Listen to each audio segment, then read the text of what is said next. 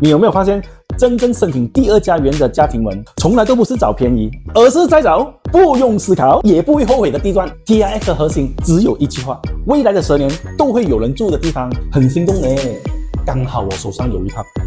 走，带你看看，79平米，2房2厕 ，Let's go。TRX 就是我们马来西亚的核心的金融中心，每一天进出的都是上班族或者是高收入的专业人士，不是只有游客而已，是長期的穩定生活需求。飲住你嘅 tea，